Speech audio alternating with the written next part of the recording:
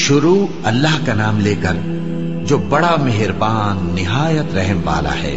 الف لام را، یہ ایک پر نور کتاب ہے، اس کو ہم نے تم پر اس لیے نازل کیا ہے کہ تم لوگوں کو اندھیروں سے نکال کر روشنی کی طرف لے جاؤ، یعنی ان کے پروردگار کے حکم سے عزت والے خوبیوں والے مالک کے راستے کی طرف، یعنی اس اللہ کے راستے کی طرف کہ جو کچھ آسمانوں اور زمین میں ہے سب اسی کا ہے۔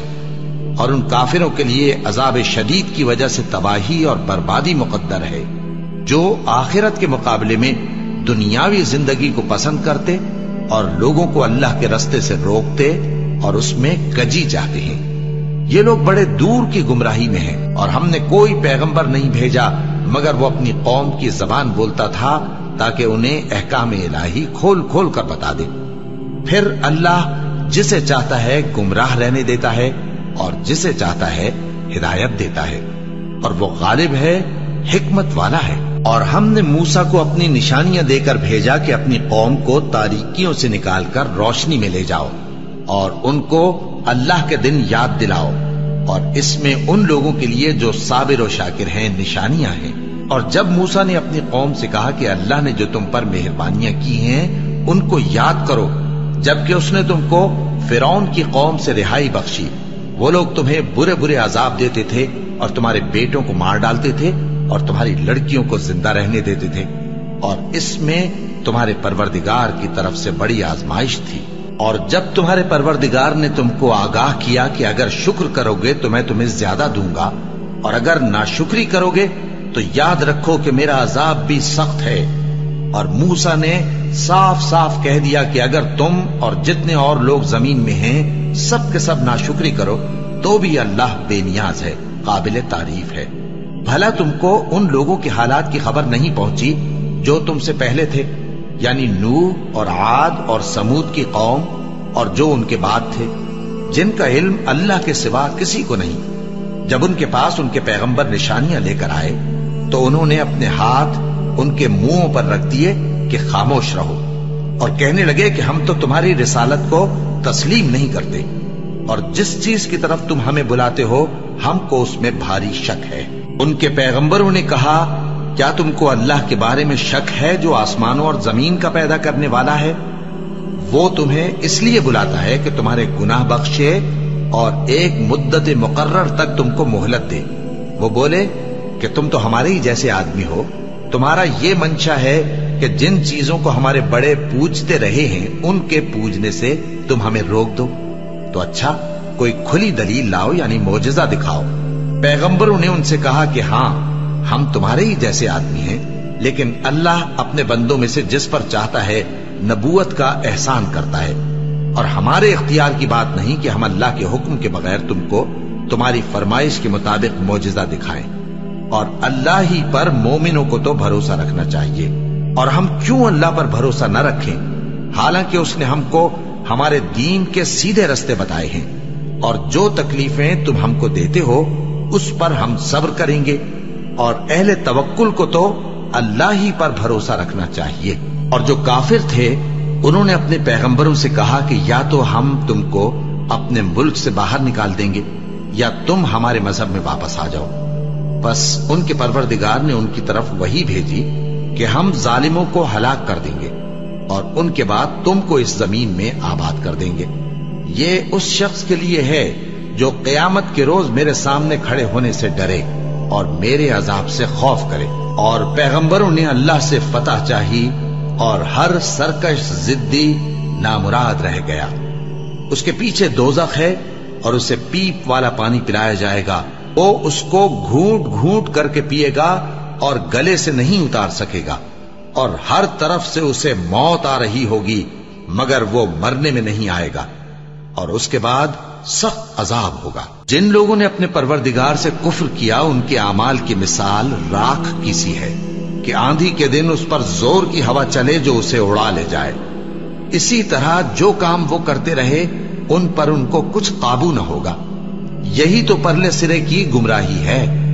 کیا تم نے نہیں دیکھا کہ اللہ نے آسمانوں اور زمین کو تدبیر سے پیدا کیا ہے؟ اگر وہ چاہے تو تم کو نابود کر دے اور تمہاری جگہ نئی مخلوق پیدا کر دے۔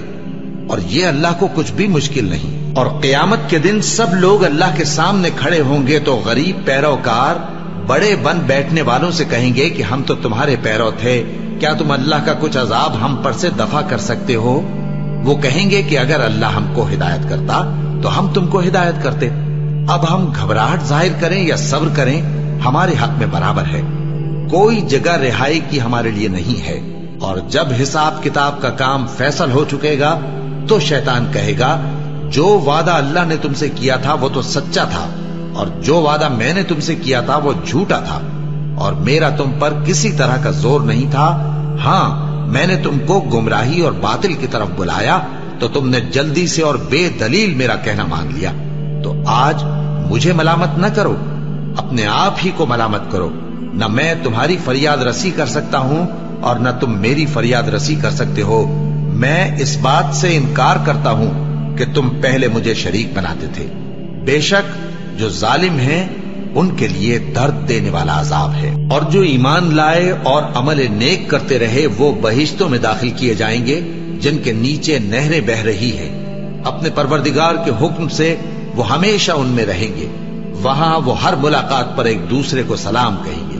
کیا تم نے نہیں دیکھا کہ اللہ نے کلمہ طیبہ کی کیسی مثال بیان فرمائی ہے؟ وہ ایسی ہے جیسے پاکیزہ درخت جس کی جڑ مضبوط ہو اور شاخیں آسمان میں پھیلی ہوں۔ وہ اپنے پروردگار کے حکم سے ہر موقع پر پھل لاتا ہو، اور اللہ لوگوں کے لیے مثالیں بیان فرماتا ہے تاکہ وہ نصیحت حاصل کریں۔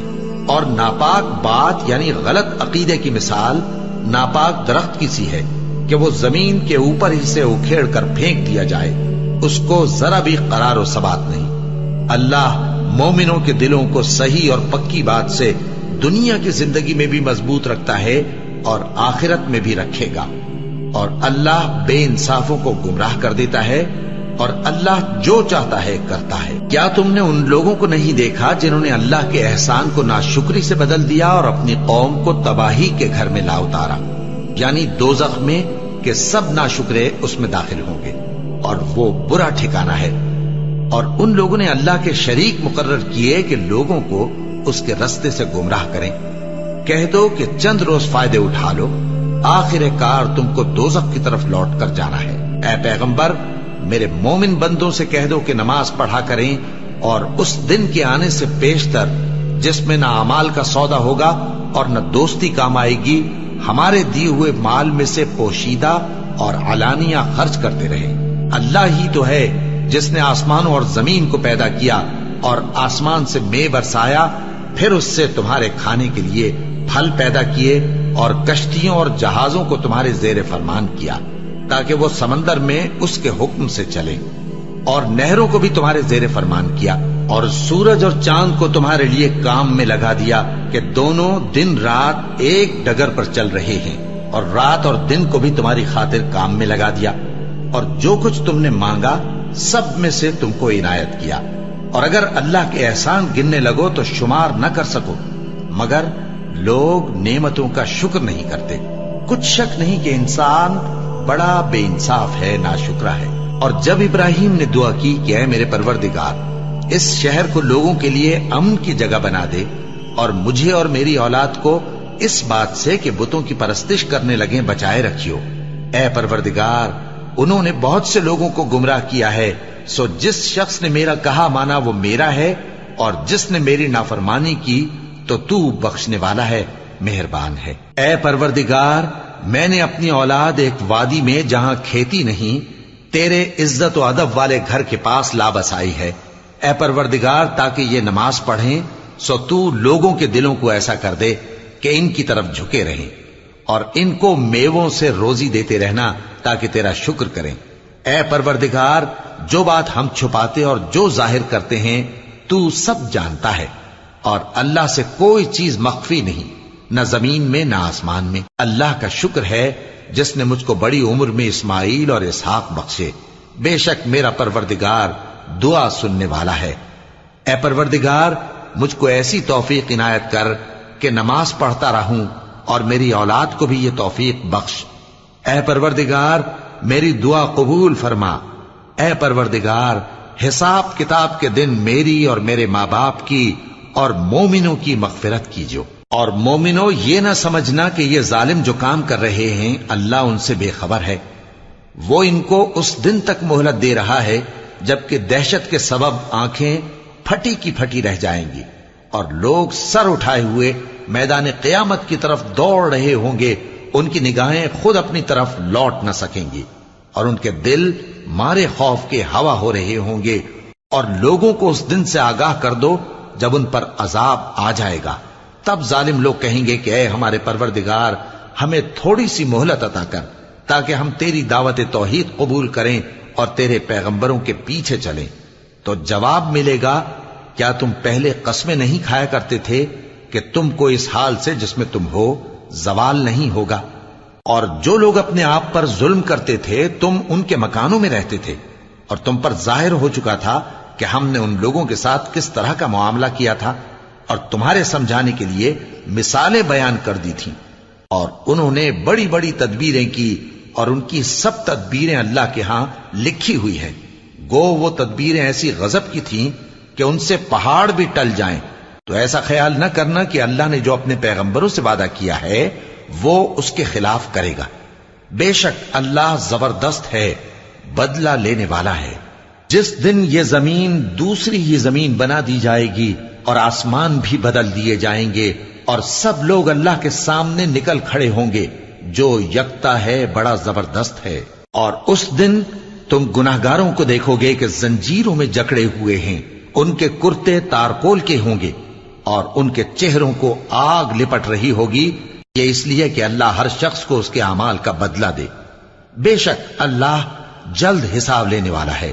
یہ قرآن لوگوں کے نام اللہ کا پیغام ہے تاکہ ان کو اس سے ڈرایا جائے اور تاکہ وہ جان لیں کہ وہی اکیلا معبود ہے، اور تاکہ اہل عقل نصیحت حاصل کریں۔